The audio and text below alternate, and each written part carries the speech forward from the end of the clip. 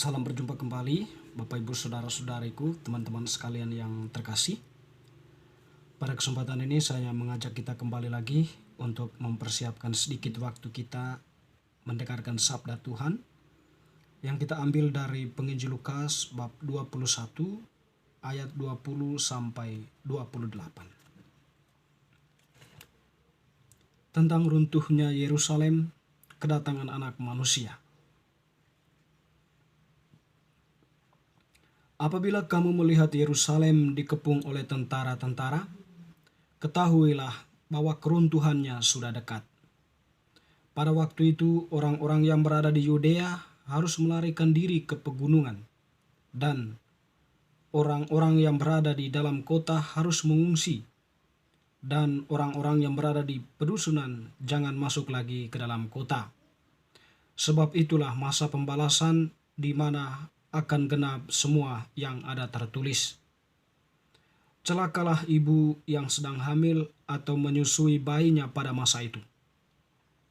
Sebab akan datang kesesakan yang dahsyat atas seluruh negeri dan murka atas bangsa ini.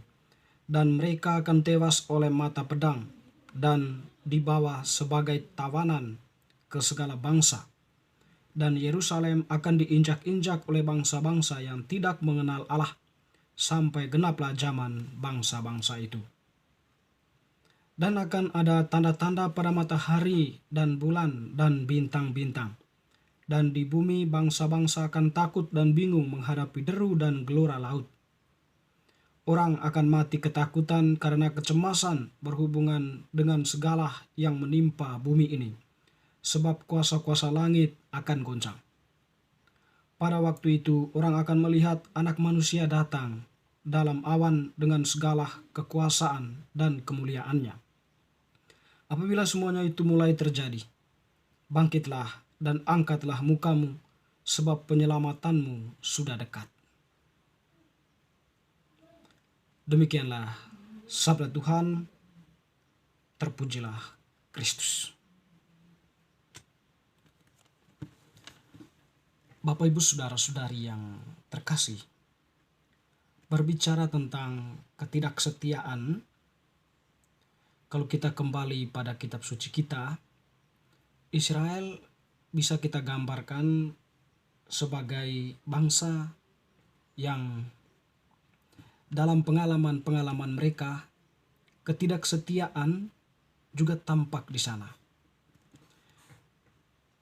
Ketika bangsa Israel dibebaskan dari bangsa Mesir, dan selama perjalanan mereka di padang gurun, ada satu momen di mana Allah dan umat Israel berjanji, di mana umat Israel mempunyai Allah yang mereka sebut sebagai Yahweh, dan mereka akan menyembah Yahweh itu saja. Mereka dianggap sebagai umat Allah, umat Yahweh, dan Yahweh adalah Allah mereka yang mereka sembah, yang mereka puji, dan yang mereka percayai sebagai yang menolong mereka, yang membela mereka dari perbudakan Mesir dan juga dari tentara-tentara Mesir pada waktu itu. Nah, dalam perjalanan waktu, tentu yang dituntut dari perjanjian itu adalah kesetiaan umat kepada Yahweh, dan tentunya Yahweh yang juga setia kepada umatnya. Sekiranya inilah inti dari perjanjian itu. Tetapi dalam perjalanan waktu, ketidaksetiaan muncul ya dari pengalaman-pengalaman iman orang Israel. Ketidaksetiaan ditunjukkan pada sikap mereka yang sudah tidak mendengarkan Allah, mendengarkan suara nabi-nabi yang diutus oleh Allah untuk menyampaikan apa yang menjadi firman Allah. Mereka bertindak atas diri mereka sendiri, berbuat sesuka hati mereka. Dan yang paling sadis adalah mereka berpaling dari Allah dan menyembah dewa-dewa lain, menyembah Allah lain. Mereka membuat patung, lalu patung itu dijadikan sebagai Tuhan mereka yang mereka sembah sedemikian rupa. Tentu di sini ketidaksetiaan mereka ini mengaburkan apa yang menjadi perjanjian yang sudah dibuat. Dan di sini sebagai konsekuensi Israel nampak berada dalam situasi di mana mereka tidak mampu lagi melihat kehadiran Allah. Mereka berbuat semau mereka dan sebagainya, yang tentunya karena itu semua mereka berada dalam situasi yang lemah, yang pada akhirnya situasi seperti itu dimanfaatkan oleh bangsa-bangsa lain untuk menyerang bangsa Israel, ya, untuk menguasai bangsa itu, lalu kemudian menjadikan mereka, masyarakatnya, orang-orang Israel sebagai tawanan dan dibawa kepada bangsa-bangsa itu untuk dijadikan sebagai pekerja budak di sana. Teman-teman, saudara-saudariku yang terkasih, peristiwa ini tentu diantisipasi atau sudah disampaikan oleh Yesus kepada para murid sebagaimana yang telah kita dengarkan. Jadi Yesus memberikan sebuah gambaran, atau Lukas ini memberikan sebuah gambaran, ya, di mana Israel itu, kehancuran Israel itu terjadi. Yerusalem itu diinjak-injak oleh bangsa-bangsa yang tidak mengenal Allah. Jadi dalam situasi seperti itu, penderitaan itu terjadi meliputi seluruh negeri itu. Mereka ditawan, mereka di bawah dijadikan sebagai budak, tersebar di seluruh negeri.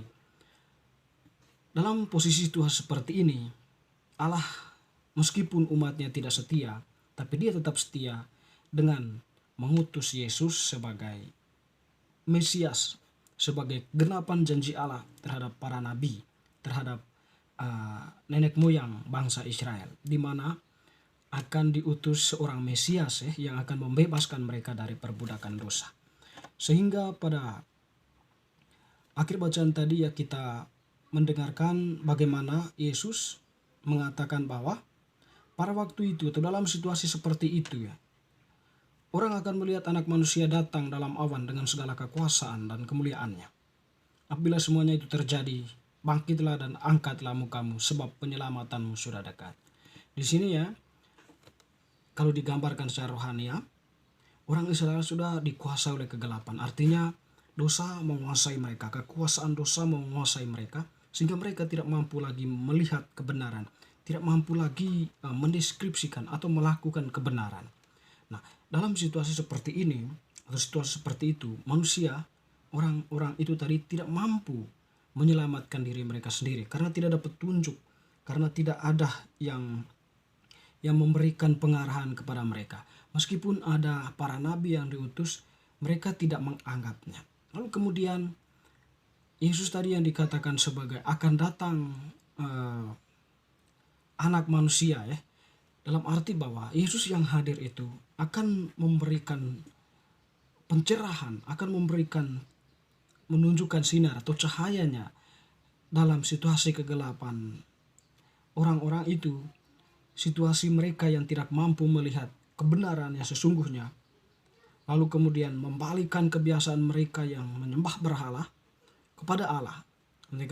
Mereka setia kemudian kepada Allah dan juga melakukan apa yang menjadi kehendak Allah. Itu kalau seandainya mereka mau untuk itu. Tapi Yesus di sini mengajak atau memberikan sebuah penegasan supaya orang-orang tadi itu segera bangkit dan mengangkat mukanya, sebab penyelamatan itu sudah datang. Ya.